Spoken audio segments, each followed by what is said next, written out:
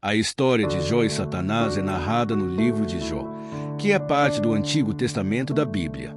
Essa história aborda questões profundas sobre sofrimento, fé e a natureza de Deus, com um foco específico na luta entre o bem e o mal. A trama se passa em um cenário cósmico, onde Jó, um homem justo e temente a Deus, enfrenta grandes adversidades. Satanás desempenha um papel crucial no desenvolvimento dessa história, sendo descrito como um adversário que questiona a fidelidade de Jó a Deus. Uma introdução à vida de Jó. Jó é apresentado como um homem reto e íntegro que vive na terra de Uz. Ele é descrito como alguém que teme a Deus e evita o mal. Ele é rico, com uma grande família e muitas posses, e é respeitado por todos ao seu redor. A Bíblia destaca que ele constantemente intercede por seus filhos, oferecendo sacrifícios por eles, por temer que, mesmo inconscientemente, tenham pecado contra Deus. 2. A reunião celestial. Satanás desafia a fidelidade de Jó. O ponto de partida da história ocorre em uma reunião celestial, onde os filhos de Deus, possivelmente anjos, se apresentam diante de Deus. Nesse cenário, Satanás aparece e Deus, em um momento de conversa, menciona a integridade de Jó. Satanás, no entanto, questiona a sinceridade da fidelidade de Jó, argumentando que ele só é temente a Deus porque foi abençoado com riquezas e uma vida tranquila. Em outras palavras, Satanás desafia a ideia de que Jó ama a Deus por quem ele é, e não apenas pelas benesses que recebeu. Satanás diz: mas estende a tua mão e toca em tudo o que ele tem, e verás se não blasfema contra-te na tua face. Jó 1:11. Nesse momento, Deus permite que Satanás teste a fé de Jó, mas com uma condição: Satanás não pode tirar a vida de Jó. Esse é o início da série de provações que Jó enfrentará. 3. As provocações, o sofrimento de Jó.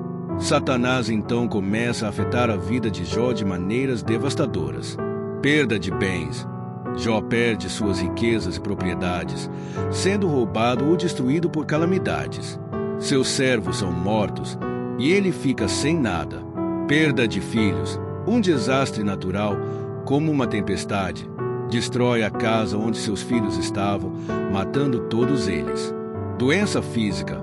Jó é então afligido por uma doença terrível, coberto de feridas dolorosas da cabeça aos pés. Apesar de toda essa miséria, Jó não amaldiçoa a Deus, mas expressa profunda dor e sofrimento, dizendo que veio ao mundo e no partirá. Ele reconhece a soberania de Deus sobre todas as coisas, embora questione o motivo de seu sofrimento. Em um dos momentos mais famosos, ele diz: no saí do ventre de minha mãe, e não voltarei para lá. O Senhor deu, e o Senhor tomou. Louvado seja o nome do Senhor. Jó 21. 4. O desafio de Satanás. A segunda tentativa. Após o primeiro conjunto de provações, Satanás volta ao céu e desafia Deus novamente, argumentando que, embora Jó tenha suportado a perda material e familiar, ele ainda não foi afligido de forma pessoal e física. Satanás sugere que, se Jó fosse tocado em sua saúde, ele certamente amaldiçoaria a Deus. Deus, mais uma vez, permite que Satanás afligisse Jó, mas com uma restrição: ele não poderia tirar a vida de Jó. Então, Satanás aflige Jó com úlceras dolorosas, causando-lhe um sofrimento físico intenso. 5. A reação de Jó e os amigos. Em seu sofrimento extremo, Jó é visitado por 3 amigos, Elifaz, Bildade e Zofar. Eles inicialmente chegam para confortá-lo, mas quando o veem em sua dor, ficam em silêncio por 7 dias e 7 noites, porque sua situação era tão desesperadora. Depois, os amigos começam a dialogar com Jó, tentando explicar seu sofrimento. Eles sugerem que o sofrimento de Jó é consequência de algum pecado oculto que ele cometeu e que ele deveria se arrepender para que Deus o abençoasse novamente. No entanto, Jó insiste que não cometeu nenhum pecado grave e que não entende o motivo de seu sofrimento. Ele questiona a justiça de Deus e luta com a ideia de que um homem justo como ele possa sofrer dessa maneira. 6. O interlúdio, o discurso de Deus.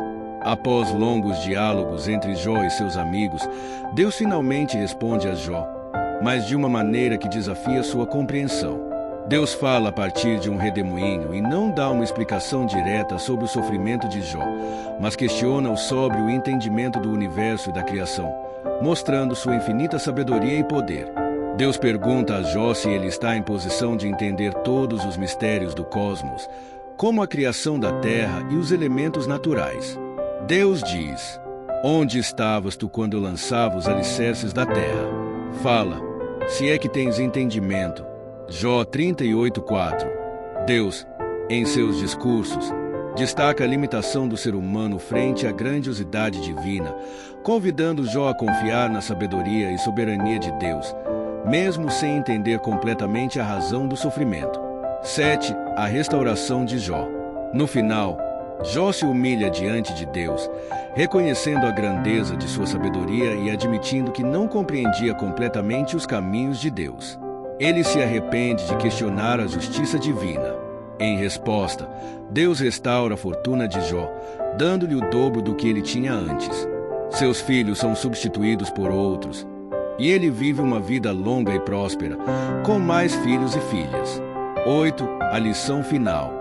A história de Jó é um relato complexo e profundo sobre o sofrimento humano, a fé em Deus e o mistério da justiça divina. Uma das grandes lições do livro é que, embora o sofrimento seja real e muitas vezes inexplicável, Deus permanece soberano e digno de confiança, mesmo quando não entendemos os motivos pelos quais sofremos. A presença de Satanás na história é crucial para o entendimento de que o sofrimento não é sempre uma punição direta por pecados, mas pode ter razões que estão além da nossa compreensão. No caso de Jó, seu sofrimento foi permitido por Deus como uma forma de teste e também para revelar a profundidade da fé de Jó. A narrativa, ao final, destaca a fidelidade a Deus, mesmo nas adversidades, como algo que transcende os bens materiais e as circunstâncias terrenas.